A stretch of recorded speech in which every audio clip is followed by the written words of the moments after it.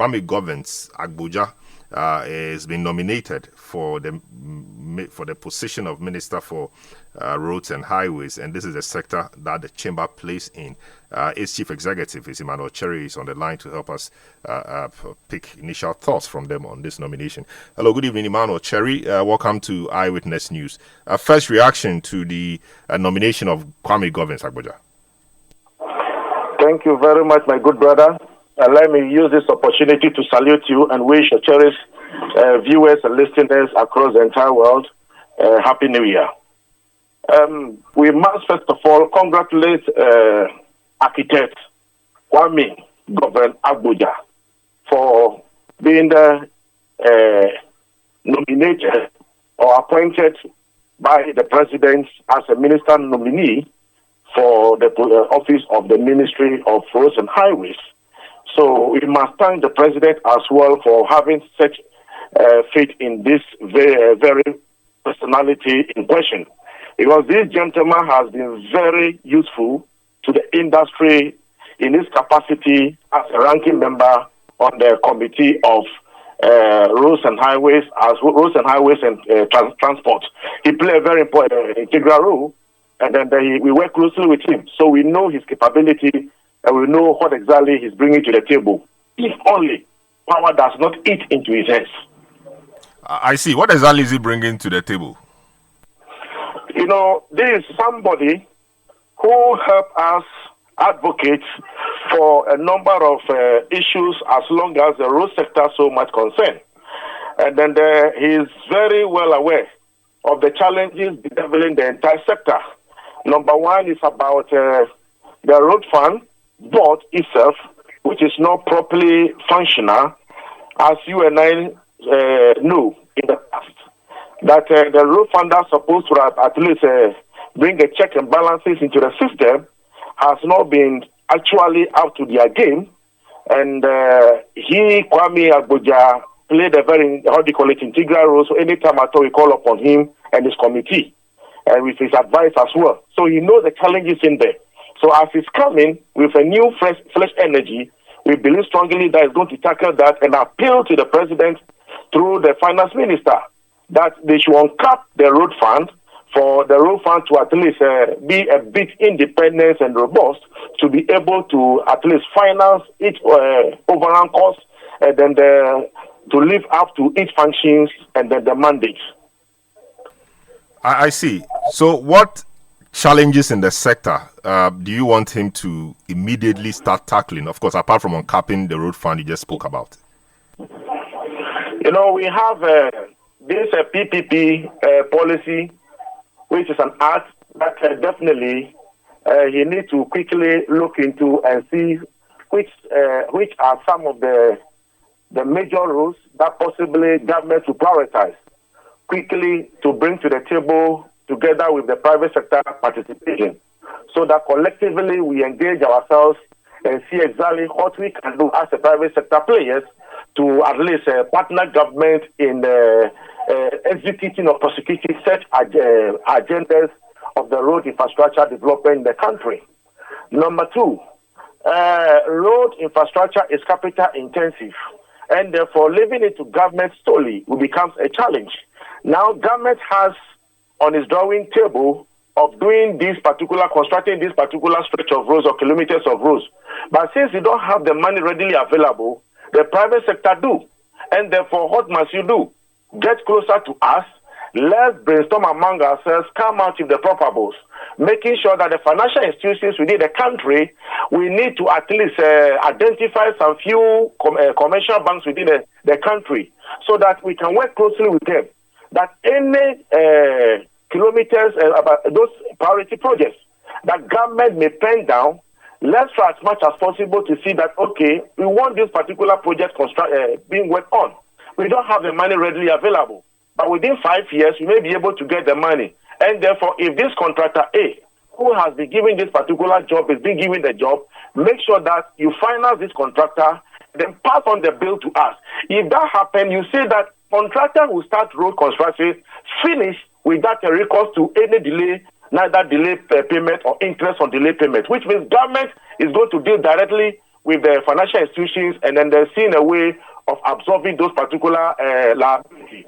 So these are some of the innovations that we are, we discussed with you some time ago, and I believe we need to refresh it as well so that quickly we see exactly what we can do. If this happens, I'm telling you, most major roads in the country will be constructed within any struggle at all.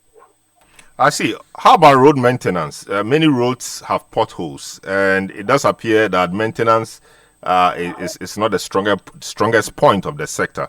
We rather want to build new roads, but when it comes to fixing the already built roads, we don't do so well in that respect. And street lights on roads, etc. These may fall under his purview. Any word on that? The road maintenance is, as you said, is a culture that you and I know that our maintenance culture is badly treated or welcome anytime it comes to maintenance issue. Not only roads, it's both roads and the building as well. So therefore, it's part of the discussion we had with the manifesto committee that we engaged during the drafting of manifesto. All these things have been brought into, and then they have it as we speak readily on in their manifesto. What therefore comes to the table now is, as I said earlier, road fund has been capped. Road fund's responsibility or function, one, is to at least do the maintenance, okay? That spot patching, what have you, roadside weedings and all those petty distance need to be taken care of by road fund. But today, the road fund is not having its requisite generated fund because it's been capped. The amount of money that comes to the Citi has not been able to at least meet the overall cost of the maintenance of road infrastructure in the entire country. So these are some of the challenges that is being faced now. So as it's coming into the ministry, if being given the opportunity by the parliament, definitely all he needs to do is to appeal to the president through the finance minister so that they'll uncap the road fund for us to at least have the full revenue that is being generated by the road fund, as well as the introductions of Road 2, in addition to what rake in a lot of revenue, for us to be able to get money to patch our roads, maintain our roads, with the side of the roads, take care of the traffic, the different traffic lights, and then add on to where there's need for us to do traffic, and then some of our intersections and thereabout, some of them need to be at least re-engineered and then they're taken care of. So a lot of things are there.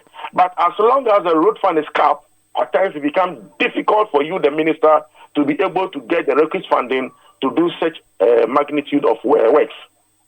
Very well. I wanted to find out about poorly constructed roads. In as much as you want the minister to do well, there's a part you have to play as well. Because we see roads constructed 1 year, 2 years, sometimes months later, which begin to develop potholes. What can you also do as a chamber? What commitment can you give to the minister in terms of the quality of your construction?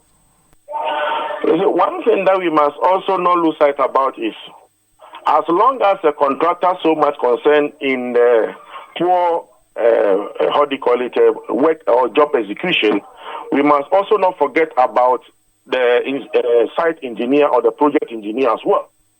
One thing is, a contractor's responsibility is to interpret the contract document detailed in for him to at least work on. So as a contractor, your responsibility to go to site, what is enshrined in the document, you put it out there, you raise a certificate, they come for inspection, approve of it, and they pay you, you walk out. But most of the times, whenever a contractor is on site working, and then you, the supervising engineer or officer representing the client, you are there, and then you decided to, play a deaf ears to some of these things, that's what normally happens. So as you are blaming the contractor, we must also blame the professionals as well. Some of them, they are not up to the job that you have been entitled to. So therefore, this time around, Ghana Chamber of Construction Industry, we are going to advise the minister to at least open his professional eyes, because he himself is a professional. He's an architect in good standing. So therefore, he should try as much as possible. We work closely as it is now. He must not distance himself away from the private sector players.